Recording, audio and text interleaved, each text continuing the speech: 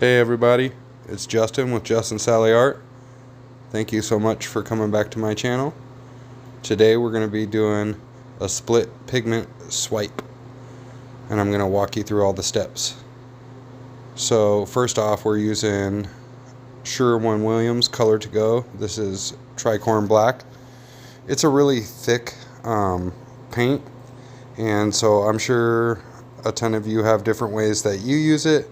What I like to do, and I got this tip from Josh Hutchinson, was put less pillow on it. It's really thick already and it doesn't stretch fast, so I personally spread it out a little bit and then I spin it. And when I spin it till I get almost a glass look to it, so everything has settled, and you'll see here in a second when I do it. So I just like to use my palette knife and spread it around. I like to get it covered all over the edges and try to, get as much coverage on the tile and get it hanging over the edge of the tile. That way when you go to spin it, it spins out as evenly as possible. I normally use Glidden Satin for my pillow. Poly does too, obviously.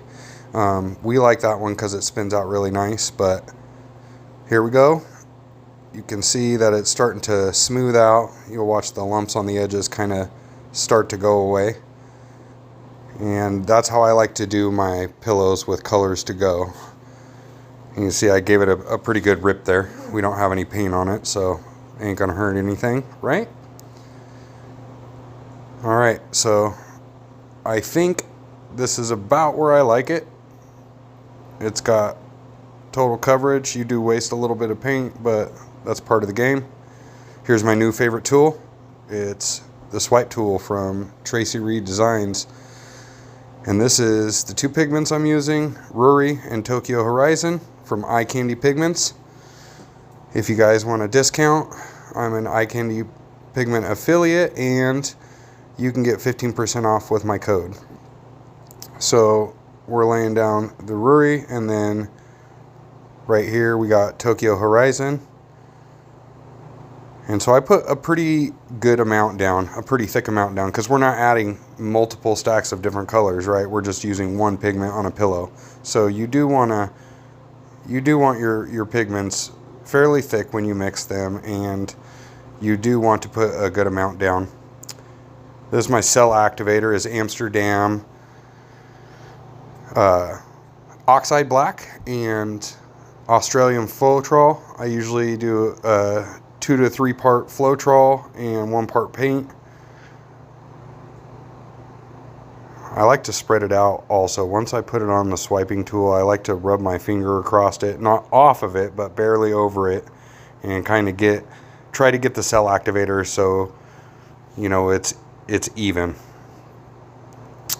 I try to pull slow. I'm a little shaky, so I don't always get it good. But I try to pull slow and steady, and you basically want just a perfect rhythm as you stretch it across the colors. With the swipe tool, one of the best suggestions I can recommend on how I do these is I don't push the swipe tool into the paint.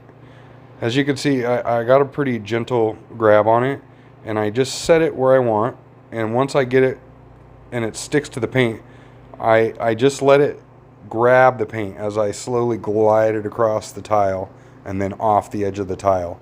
I don't press it down and push it into the paint. Now, I do that a little bit on different swipes, but not on the single pigment swipe.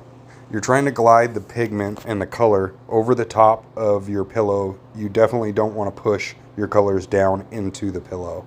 So try to think about that, and that will definitely help right off the get-go. You're not pushing your pigments into the pillow. You are gliding your pigments across the top of the pillow and over off the edge of it, somewhat like a waterfall. So we're going to give it a little spin.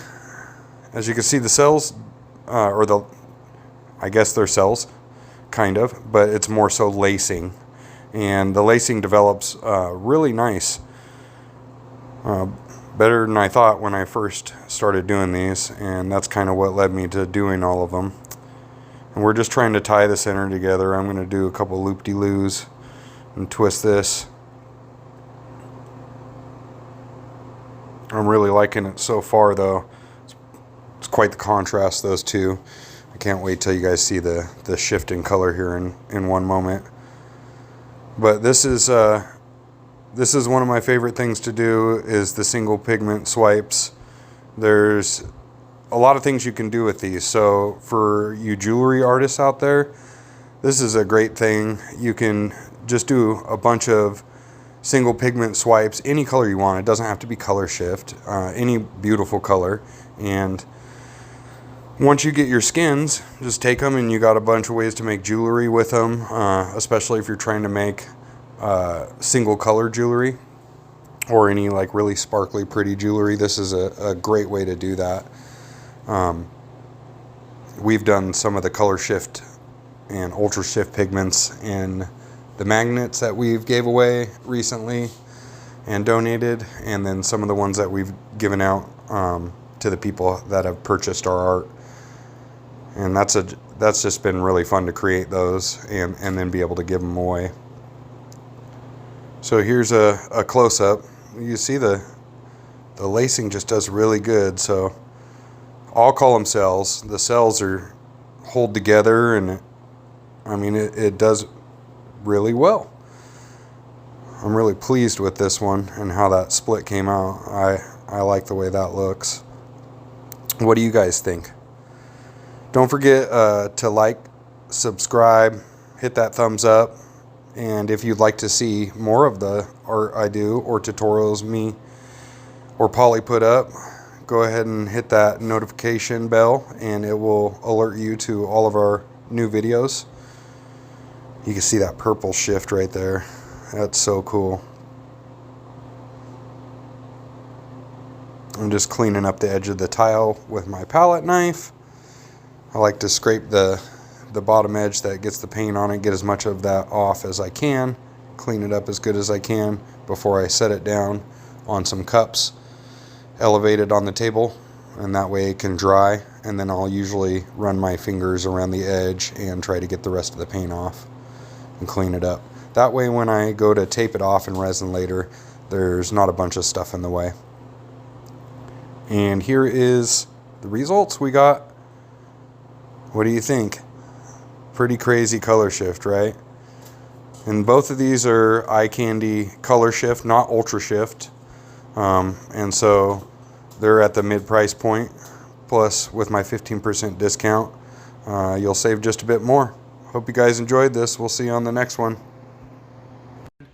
I'd like to show you guys how I mix up my pigments with a little bit of gloss varnish and then some Behr Deep Base 8300. So let's go ahead and get started and I'll show you what I do. First, I mix 3 parts Behr Deep Base 8300 with 1 part JOSONJA gloss varnish. So I'll use something like a measuring cup and a big container, and I'll take 3 scoops of whatever that measuring cup is, half cup, full cup, teaspoon, whatever. So 3 parts this, and then I'll take that same cup and use 1 part of this, and that will come out looking something like this.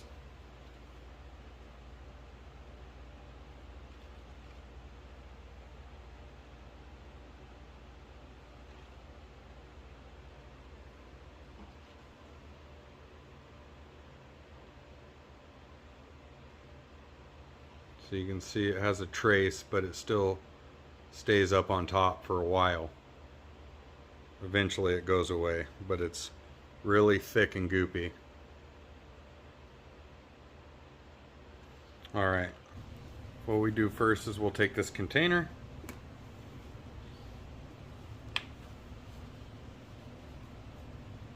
Heather Babb Gordon told me about these.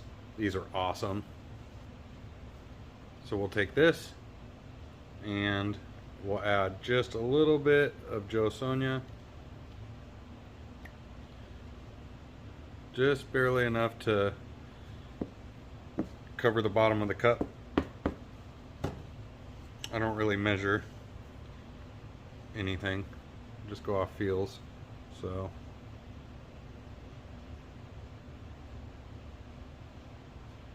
when it's flat, it goes across the bottom of the cup. All right, and then we're gonna take our pigment here. And this is Sushi Roll. I love this color.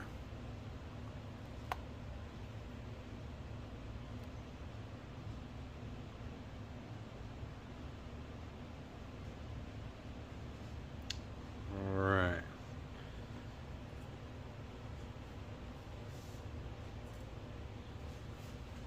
I'm just gonna take this popsicle stick. I'm gonna do a decent scoop because I want it to be pretty rich, because we're doing single pigment only. We're not doing anything else but a pigment. We're not adding paints or anything, so you definitely want to have a little more pigment in there, or at least I like it like that.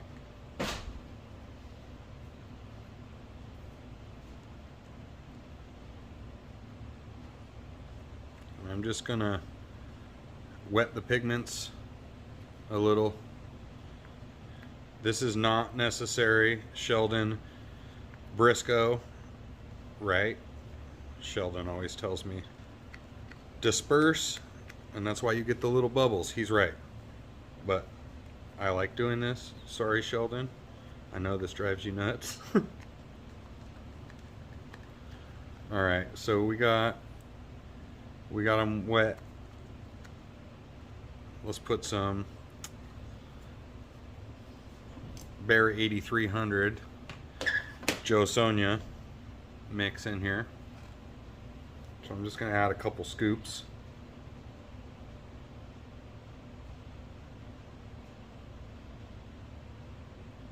One.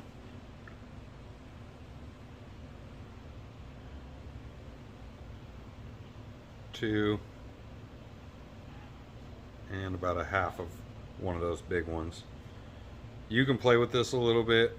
If it's too thick, you can add just a tiny bit more JOSONJA. If it's too thin, you can add a tiny bit more just Behr.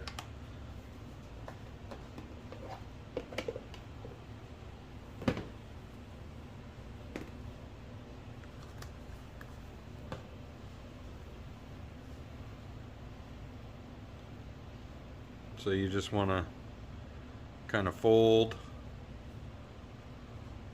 mix your pigments in.